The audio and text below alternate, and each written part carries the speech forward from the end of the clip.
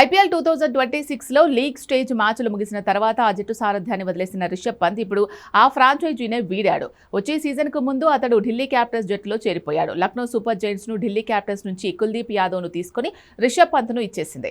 IPL 2025 వేలంలో ఇతర ఫ్రాంచైజీలతో పోటీ పడి మరీ పంత్ను 27 కోట్ల భారీ ధరకు సొంతం చేసుకున్న లక్నో రెండేళ్లకి అతన్ని వదిలేసి అందరినీ ఆశ్చర్యపరిచింది. 15 కోట్ల ధరతో పంత్ డీసీలో చేరిపోయాడు.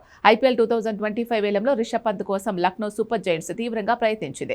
ఇతర జట్లతో పోటాపోటీగా ధర పెంచేసింది. ఒక దశలో 25 కోట్ల కంటే తక్కువ ధరకే పంత్ను లక్నో సొంతం చేసుకుంది. కానీ ఢిల్లీ క్యాపిటల్స్ ఆర్టీఎం కార్డు వాడడంతో ఏకంగా ధరను 27 కోట్లకు పెంచింది. డీసీ వైదొలగడంతో లక్నో పంత్ను దక్కించుకుంది. వచ్చిరాగానే సారథ్య బాధ్యతలు అప్పగించింది. కానీ 2 సీజన్లలో పంత్తో పాటు జట్టు పేలవ ప్రదర్శన చేయడంతో తాజాగా అతన్ని వదిలేసింది.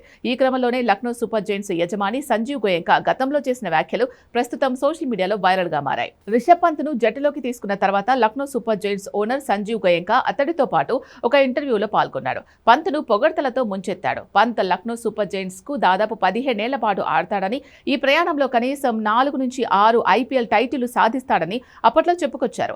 ఐపీఎల్లో ముంబై, చెన్నై జట్లు విజయవంతమైన జట్లుగా ప్రజలు చూస్తారన్న గోయంకా 10 ఏళ్ల తర్వాత ధోని, రోహిత్లతో పాటు పంత్ పేరునే అందరూ చెప్తారన్నారు.